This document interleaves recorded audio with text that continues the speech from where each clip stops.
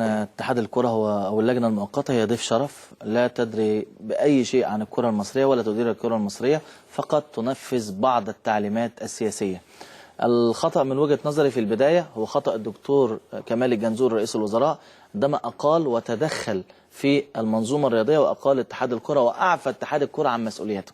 ده كان أول خطأ، كان لازم يسيب اتحاد الكرة ده يتصرف في هذه الحادثة وياخد قراراته كاملة، ما يعملش تدخل سياسي في هذا التوقيت. من هذا التدخل في ظاهره ان هو اتخذ قرار، ولكن ده مش وزير عندك. انت هنا اعفيت هذا الاتحاد من مسؤوليته، وبالتالي بدأت تتخبط. الأزمة ابتدت لغاية 52 يوم مش عارفين ناخد قرار، ولكن من الواضح واللي انا قلته مع حضرتك هنا السبت اللي فات، ارجوكوا ابعدوا السياسة عن هذا القرار، وان هذا القرار سيسيس، وقلته عند حضرتك هنا الاسبوع اللي فات. وكنت اشعر ان الاجتماعات دي والتربطات دي وتدخل اعضاء مجلس الشعب في بورسعيد وايهام العالم كله والناس كلها ان بورسعيد يا سيدي، انا ما خلطتش بورسعيد، انا ما قلتش بورسعيد مسؤوله، ومش عايز انا بورسعيد. ما قلتش شعب بورسعيد، انا ما قلتش اهلي بورسعيد، انا قلت جمهور بورسعيد والملعب. انت النهارده عملت الهاله بتاعتك علشان تقحم بلد وتدخلها في الموضوع، وكلها اخطاء مترتبه عليها اخطاء حتى جينا الى الخطا الاكبر. الخطا الاكبر هو عقوبه اتحاد الكوره الغير رادعه اللي احنا عارفينها من اسابيع، اللي كان كل مره في بالونه اختبار ان اللي مجلس الوزراء اكبر فيها اتحاد الكوره على اعلانها في هذا التوقيت ان في فرقه بتمثل البلد مسافره والعقوبات دي مخيمه عليها بظلمات، وان امبارح يمكن الكابتن حسن حمدي في المطار فكر انه يتراجع ويلغي سفره لولا المأمورية اللي هو رايحها، لان هذا التوقيت كان هيلغي سفره وكان هيقعد، لان التوقيت كان غلط جدا. والتوقيت كانت هتعمل ربكه هبله. هو ده بقى هو ده، ولكن قراره بالسفر لمسانده الفريق اكتر واصراره على ان المباراه مهمه وتوصيل هذا المعنى للاعبين كان الاقوى، لان الفريق اصيب امبارح بصدمه كبيره جدا جدا جدا وهم مسافرين، ودي كانت لطمه قويه مش لانك طلع قرار ايا كان، لا، لان قرار غريب جدا وتمخض الجبل وفي الاخر ما فيش اي حاجه خالص، ولان اعضاء الاتحاد ولا فار ولا قطه ولا اي حاجه، لان اعضاء انا اسف انا ما بحبش اقول بعض الالفاظ الخارجه، ولكن عندما اقول على اتحاد الكره طراطير انا ما بقولش اخبار، انا ما بقولش حاجه خارجه. صدقني انا لما ابقى قاعد في مكان بتملى تعليمات عشان اتكلمها وعلشان اقولها، انا ما بقولش حاجه خالص. انا موجود بابت شو عرايس بتتحرك، بس هم ما تملوش الحاجه، ده كان في الدرج. ما هو في الدرج ده الدرج بتاعهم لا بيتفتح ولا بيتقفل، شمال يمين، ومفيش حاجه اتغيرت خالص في البلد، والكل بيدير من وجهه نظره فقط. ولكن هذه العقوبات يا استاذ محمد هي عقوبات مدروسه، بمعنى وعقوبات ما انا هشرح لك، هقول لك ان العقوبات دي متفصله ومعروف هيتعمل ايه بالظبط، وكيف لهذه العقوبات ان تكون عقوبات سياسيه. فهمها لي بقى. افهمها لك. هل من حق النادي الاهلي ان يتظلم على عقوباته؟ عقوبه حسام غالي وعقوبه من وزير الملعب؟ لا. هو من حقه؟ لا، من حقه انه يتظلم في الفيفا ولا هنا؟ هنا او في الفيفا. هنا كويس. الفيفا لا طبعا، اللجنه او لجنه التظلمات. لجنه التظلمات ثم المحكمه الرياضيه الدوليه. طيب من حق النادي الاهلي، هقول لك عشان تعرف ان العقوبات دي مرتبه، ان لا يحق للنادي الاهلي التظلم لا على عقوبه حسام غالي ولا على عقوبه مانويل جوزيه ولا على عقوبه اللعب 4 مباريات بدون جمهور. ليه؟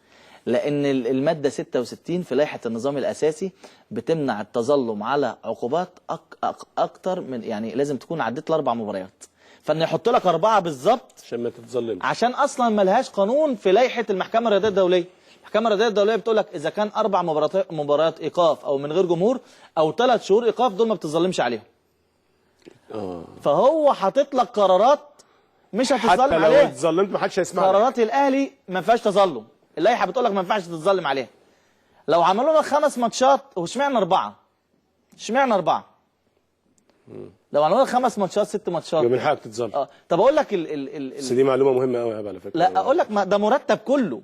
شوف، ال 52 يوم كان بيتم وضع سيناريو لاخراج قرارات وتصريحات تبان في شكلها انها قويه، ولكن في مضمونها هي عقوبات وهميه ولا حاجه. كويس. هذا ليس لان المدار هنا الاهلي او الاداره المصري، بالعكس، انا بقول لاهالي بورسعيد ماذا كنتم ستفعلون لو مات من عندكم 74 شهيد؟ كان هيبقى ايه؟ كان هيبقى كل الناس هتساندكم وهتقول القرارات اللي انتوا عايزينها.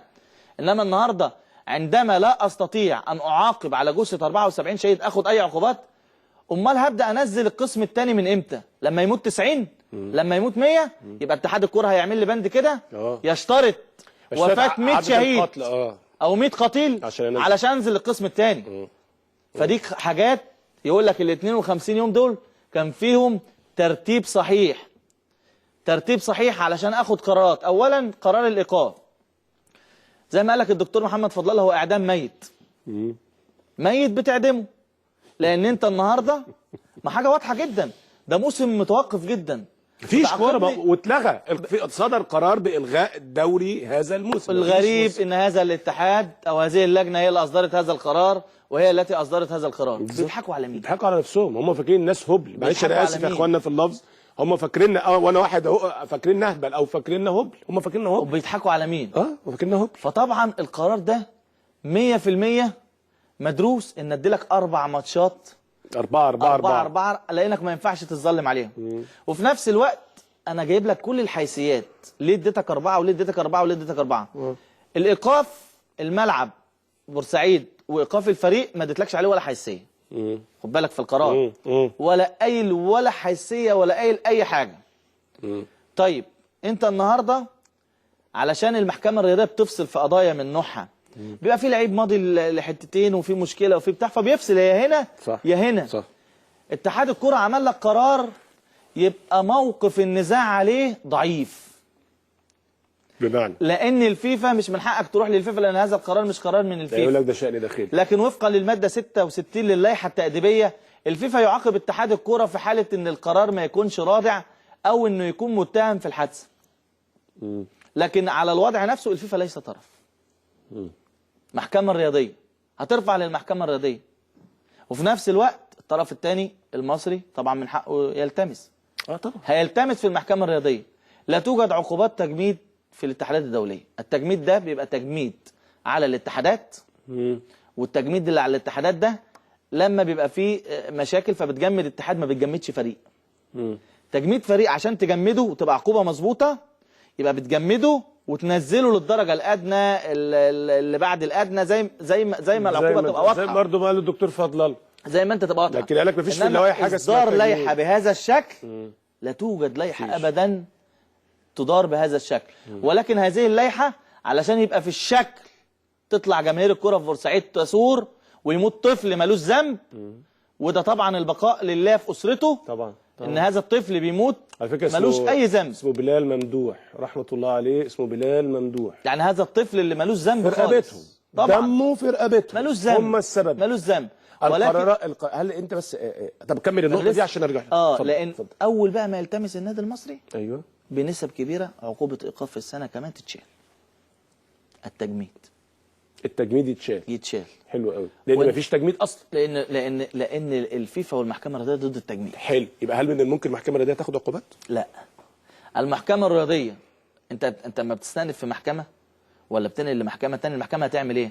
هتقول لاتحاد الكوره يجب تغليظ العقوبه، وهترجع الكوره نقطه الصفر، وحلني بقى رايح جاي. ومين اللي ياخد قرار عندك رايح جاي؟ ما انت كده هم محدش بياخد قرار، وهم هيورطونا كده اكتر. محدش بياخد قرار خلاص بالظبط كده. انت ما عندكش حد يقدر. انا مش هقعد استنى من دول قرارات تاني، دول يمشوا، لازم تيجي ناس تدير كرة القدم. هو كل اللي يعمل حاجه يا استاذ محمد يمشي من غير ما احاسبه؟ انا مش عايز يمشوا خلاص. ما انا كده انا شوف ونجيب ناس بقى محترمه كلمتها مسموعه، اما اعرف ان سين ده هو اللي ماسك ومعاه مجموعه من 4 5، لا هعرف الناس دي انت النهارده هترضي ربنا قبل ما ترضي اي حد. محمد عايز تجيب ناس دلوقتي تدير، والناس اللي هتيجي هيفرض عليها قرارات سياديه وسياسيه. كنا الكلمه دي ما بنحبش نسمعها، لكن اصبحت الان بتتقال كتير. وبدل ما ابص كوزاره لانبوبه البوتاجاز اللي مش موجوده وطوابير البنزين افضل ماجل حاجه زي كده كانت تتقال تاني يوم بعدها ب 24 ساعه تطلع عقوبات ما حدش يقدر يفتح بقه. ادي المجال للكل انه يبدا يتجرأ ويقول لك العقوبه دي مظبوطه، العقوبه دي مش مظبوطه. اذا انا بحكم بلوائح وبعدل ما بخشش حد خالص، ما بخافش غير ربنا. ولكن انما طالما اعمال اجامل وسيس، وان حتى المنتديات والمواقع الكل بيتحدث عن ان هانا بوريده وراء هذه القرارات من خلال يعني توجهات للجنة اللي بتدير اتحاد الكرة، وفي نفس الوقت لمجلس الوزراء. فأنا أعتقد أن في سقوط لمجلس الوزراء في التدخل في الرياضة مرتين. السقوط الأول لما أقال اتحاد الكرة في توقيت كان يجب أن يحاسب اتحاد الكرة، أنا عافيته على المسؤولية. والسقوط الثاني في أن أنا أتجاهل خروج أي قرارات لمدة 52 يوم، وبعد كده أخرج بقرارات مسيسة من أجل أن البعض ابتدى يتكلم ويقول. هل من الصحيح أن النهاردة في قاتل لما أجي أحاسبه ويدخل للعدالة لو جم أهله عملوا مظاهرة قدام الاسم أطلعه روحوا مع أهله؟ يعني ما أنت النهاردة أنت مش قادر تطبق حاجة. يعني أنت النهاردة بتوصلني لحاجة أن أنت مش قادر تطبق القانون ولا قادر تطبق اللوائح.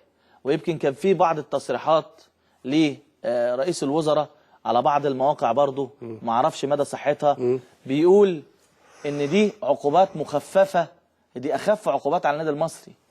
اذا انا لا بعاقب مصري ولا بعاقب جمهور، انا اذا لم اتخذ عقوبات رادعة في 74 قتيل وشهيد امتى هتحرك؟ انا مش عارف يعني امتى هتحرك وامتى هيكون القرار بتاعي ايجابي؟ وهل بعد كده يبقى لازم اعمل لائحة جديدة اقول لازم 100 قتيل يا جماعة علشان اخد قرارات؟ عشان اخد قرار. فانا شايف اننا رايحين لحتة سد جدا، لحتة من يدير الرياضة المصرية غير امين، غير امين على هذه المرحلة. طيب واحد بيقول لك يا استاذ ايهاب، ليه اتحاد الكوسة نسي يعاقب شريف اكرامي بالمرة؟ ده ياسر حنفي، ما عاقبوش شريف اكرامي ليه؟ شوف، تقرير حكم اللقاء لازم نقف عنده. ان في تقريرين، في تقرير قدمه حكم المباراة فهيم عمر في الاول. التقرير ده ما اعتقدش انه ادان فيه حسام غالي او مانويل جوزيه. كده في تقرير تاني من لما يعني اللي وصل المعلومات. بس اسالك سؤال، هو الحكم بيكتب كام تقرير؟ المفروض تقرير واحد بس خلاص. طيب التقرير الاولاني اللي اتكتب من بدري ما كانش فيه اي حاجه، مفيش اي ادانه لحد، مفيش الا حسام اعترض وخد انذاره بتاع. خد بالك بقى، فكرت احمر اعتراض مانويل جوزيه على حكم اللقاء، ولو جبنا لقطه الملعب الحكم ما يشوفوش. يشوف، خد بالك، ما يشوفوش، ما يشوفش اعتراض مانويل جوزيه الا من شاشه التلفزيون بعد المباراه. عشان كده انا بقول لك بالدليل ان دول تقريرين. يعني في تقرير اتعمل تاني غير في تقرير اتعمل تاني من فهيم عمر بعد التقرير الاولاني، تقرير تلفزيوني، تقرير تلفزيوني. واتمنى ان الاتحاد المؤقت يطلع لنا التقرير. طب انا هسألك سؤال، اتفضل. وفين الضمير؟ كابتن فهيم عمر، معلش مع احترامي بس بغض النظر عن اي حاجه، انا اعرف ان الراجل ده ضميره صاحي، كويس، مش ضميره ميت. كويس. انا اعرف ان فهيم عمر ضميره صاحي. كويس. هيعمل تقريرين؟ شوف يا استاذ محمد، هو انت ممكن تبقى في مباراه بتكتب اللي حدث جوه المباراه، فيتقال لك لا شوف المباراه كويس بالفيديو واكتب اللي دار في المباراه. لا مفيش كده. ده اللي حصل. لا فيديو، مفيش فيديو. ده اللي حصل. ده اللي حصل. انت عايز تقنعني ان انا اقعد 52 يوم كاتب التقرير وطالع بدافع عن الناس وبقول الناس ما كانش تستحق، وزي ما الاستاذ جمال جبر دخل قال لك لا يستحق واجي بعد كده ادينه في مشهد انا ما شفتوش كحكم مباراه؟ قصته مع حسام غالي كان هو وربنا الاعلم بيهم لما وحسام غالي، وعلى فكره وحسام قال لك لو طلعت علي عقوبه انا موافق. طلع وضح الراجل وقال لك لو طلعت علي عقوبه انا موافق. طلع وضح. انما مانويل جوزيه وفهيم عمر لا يمكن حكم المباراه يكون شافها، لان كان يعني حتى اعتراض مانويل جوزيه مش في وجود الحكم خالص، ولا الحكم شايف الدنيا، ولا كان مركز ساعتها على مانويل جوزيه ولا اي حاجه.